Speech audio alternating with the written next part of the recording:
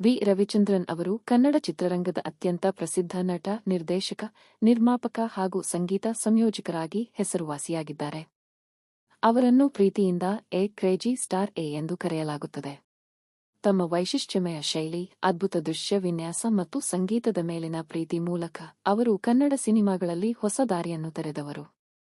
ರವಿಚಂದ್ರನ್ ಅವರು 1961 ಮೇ 30ರಂದು ಕರ್ನಾಟಕದ ಬೆಂಗಳೂರಿನಲ್ಲಿ ಜನಿಸಿದರು.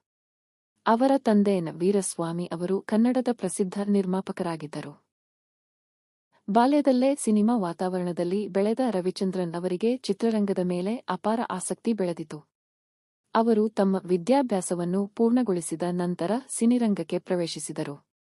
ರವಿಚಂದ್ರನ್ ಅವರ ಮೊದಲ ದೊಡ್ಡ ಯಶಸ್ಸು 1987ರಲ್ಲಿ ಬಿಡುಗಡೆಯಾದ ಪ್ರೇಮಾಲೋಕ ಚಿತ್ರದ ಮೂಲಕ ಬಂದಿದೆ.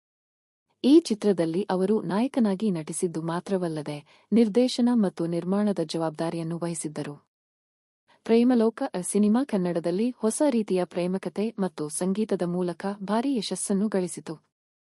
ಈ ಚಿತ್ರದ ಹಾಡುಗಳು ಇನ್ನೂ ಜನಪ್ರಿಯವಾಗಿವೆ. ನಂತರ ಅವರು ವೆನಾಡ್ ಹೀರಾ, ಆಂಜಾಡ ಗ್ಯಾಂಡು ಮತ್ತು ರಾಮಚೇರಿ ಸೇರಿದಂತೆ ಅನೇಕ ಯಶಸ್ವಿ ಸಿನಿಮಾಗಳನ್ನು ನೀಡಿದ್ದಾರೆ. ರವಿಚಂದ್ರನ್ ಅವರ ಸಿನಿಮಾಗಳಲ್ಲಿ ಹೆಚ್ಚಿನ ವೆಚ್ಚದ ಸೆಟ್ಗಳು, ವಿದೇಶಿ ಸ್ಥಳಗಳಲ್ಲಿ ಚಿತ್ರೀಕರಣ ಮತ್ತು ಆಕರ್ಷಕ ಸಂಗೀತ ಪ್ರಮುಖ ಲಕ್ಷಣಗಳಾಗಿವೆ. ಅವರು ಕನ್ನಡ ಚಿತ್ರರಂಗದಲ್ಲಿ ಅ ಗ್ರಾಂಡ್ ಮೇಕಿಂಗ್ಗೆ ಎಂಬ ಪರಿಕಲ್ಪನೆಯನ್ನು ಜನಪ್ರಿಯಗೊಳಿಸಿದರು. ರವಿಚಂದ್ರನ್ ಅವರು ನಟನೆಯ ಜೊತೆಗೆ ಸಂಗೀತ ನಿರ್ದೇಶನದಲ್ಲಿಯೂ ತಮ್ಮ ಪ್ರತಿಭೆಯನ್ನು ತೋರಿಸಿದ್ದಾರೆ. ಅವರ ಚಿತ್ರಗಳಲ್ಲಿ ಹಾಡುಗಳಿಗೆ ವಿಶೇಷ ಮಹತ್ವ ಇರುತ್ತದೆ. ಅವರ ಸಿನಿಮಾಗಳಲ್ಲಿ ರೊಮ್ಯಾಂಟಿಕ್ ಮತ್ತು ಭಾವನಾತ್ಮಕ ಕಥೆಗಳು ಹೆಚ್ಚು ಕಾಣಿಸುತ್ತವೆ. ಅವರು ತಮ್ಮದೇ ಆದ ಶೈಲಿಯಲ್ಲಿ ಪ್ರೇಮವನ್ನು ಚಿತ್ರಿಸುವಲ್ಲಿ ಪರಿಣತರಾಗಿದ್ದಾರೆ. ಅವರ ವೈಯಕ್ತಿಕ ಜೀವನದ ವಿಷಯಕ್ಕೆ ಬಂದರೆ, ರವಿಚಂದ್ರನ್ ಅವರು ಸುಮತಿ ಅವರೊಂದಿಗೆ ವಿವಾಹವಾಗಿದ್ದಾರೆ.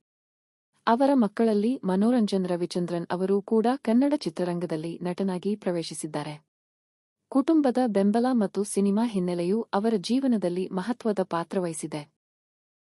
ರವಿಚಂದ್ರನ್ ಅವರು ತಮ್ಮ ವೃತ್ತಿಜೀವನದಲ್ಲಿ ಅನೇಕ ಪ್ರಶಸ್ತಿಗಳನ್ನು ಪಡೆದಿದ್ದಾರೆ.